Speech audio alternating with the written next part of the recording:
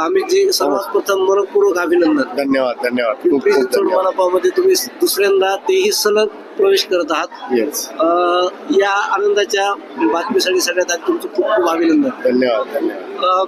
जवळपास 9 वर्षानंतर प्राधिकरणवासी आणि टोटल पिंपरी चिंचवडवासी या इलेक्शनला सामोरे गेले. या दरम्यान तुमचा आधीचा पक्ष शिवसेना होता. तुम्ही काळाची पावलं ओळखून भाजपमध्ये प्रवेश केला. नक्की हा प्रवेश करण्याबाबत कुठली भूमिका होती?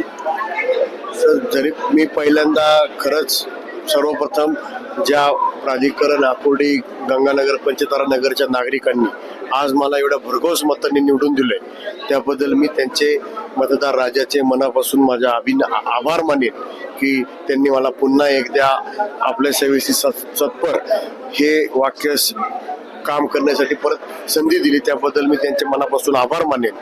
आणि जर तुम्ही म्हणलात पहिला पक्ष शिवसेना होता आणि काय, सर काही शिवसेना जरी होता तरी मी शेवटी एका विचारधारेशी होतो.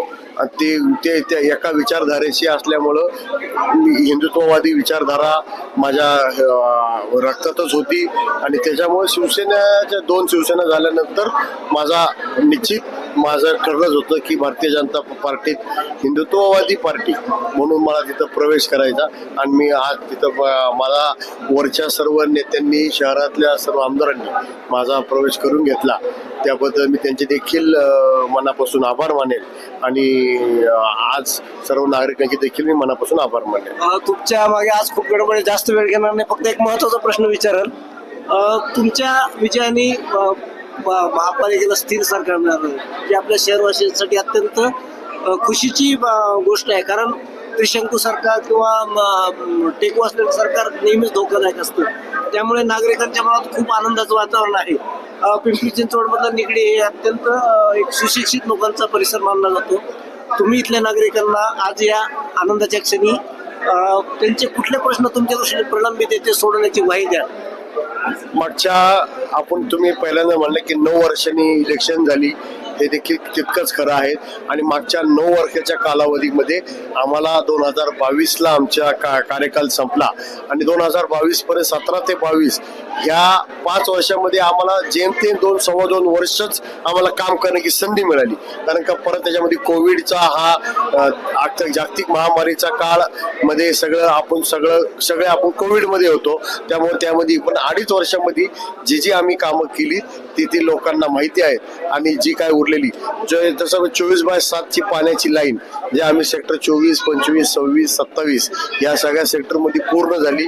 27 आणि 28 आणि खालचा जो आमचा गंगानगर पण आकुर्डी तो जो आमचा प्रभागाचा भाग राहिलाय तिथं देखील आम्ही 24/7 ची लाईन पूर्ण करून तिथं लोकांना पाणी पुरवठा पूर्ववत करण्याचा आणि हे हरित सेतूचा जो मुद्दा जो सर्वांनी केला होता त्या पहिल्या जनरल बॉडीमध्ये आम्ही हरित सेतू विरुद्ध आवाज उठवून त्याचे डिझाईन आहे त्याच्यामध्ये निश्चित बदल करेल. ही 2 कामं नक्कीच आम्ही पहिले आमच्या प्रायोरिटीवर असतील. अगदी शेवटचा प्रश्न, आतापर्यंत प्राधिकरणातल्या गीताताई आपळेपासून RS कुमार पर्यंत इव्हन राजू मिसाळजी सलग 4थ्यांदा आता निवडून येतात. लोकांचं असं मत आहे की ते एका हाकेवर हजर असतात. अमित गावडे सुद्धा त्यांच्याच कित्ता गिरवतील असं आम्ही या क्षणी आमच्या वाचकांना सांगतो. तुमच्या वतीने माझ्या नावाच्या पहिलं मी आपल्या सेवेशी सदैव तत्पर हे लिहितो. नंतर मी अमित राजेंद्र गावडे हे नाव लिहितो. त्यामुळं नागरिकांना देखील माहिती आहे की सर मी आज या 8-9 वर्षाच्या कोविडच्या काळामध्ये सुद्धा सर मी एकही दिवस घरात बसलेलो नव्हतो. मी कोविडच्या काळामध्ये सुद्धा काही लोकांना मदत केली, वेगवेगळ्या पद्धतीत मदत केली. प्रत्येक त्यांच्या सुख दुःखात अडचणीत सगळ्यात मी मदत केलेली आहे. आणि हे मला सर हे फक्त पुढं मी सोशल मीडियाला मी काय केलं सोशल मीडियाला हे मला कधी करता आलं नाही. त्यामुळं लोकांना ते कळलं नसेल, पण मी ज्यांच्यापर्यंत मदत करत पोहोचलो त्याचाच हा विजय आहे हे मला नक्कीच या प्रसंगी सांगायचे. सर लास्ट आणि गोड प्रश्न, तुम्ही अत्यंत तरुण आहात, सुशिक्षित आहात. तुमच्या रूपाने पिंपरी चिंचवडला पुन्हा एक सुशिक्षित चेहरा मिळाला. आम्ही तुम्हाला स्थायीमध्ये म्हणजे बघावं असं खूप लोकांची आज माझ्याकडे लोकांनी इच्छा व्यक्त केली. हेतू एवढाच की स्थायीच्या माध्यमातून जर तुम्हाला स्थायी मिळालं तर आपल्या निगडीतले उर्वरित प्रश्न लवकर सुटावेत. अमित गावडे यांना स्वतः स्थायीमध्ये किती इंटरेस्ट आहे? नाही नाही नाही सर मी कुठल्याही कशाहीसाठी मी समाजकारण हे सर माझं समाजकारणाची आवड असल्यामुळं मी राजकारणामध्ये आहे. कारण का राजकारणाला एक समाजकार्याला राजकारणाची जोड पाहिजे.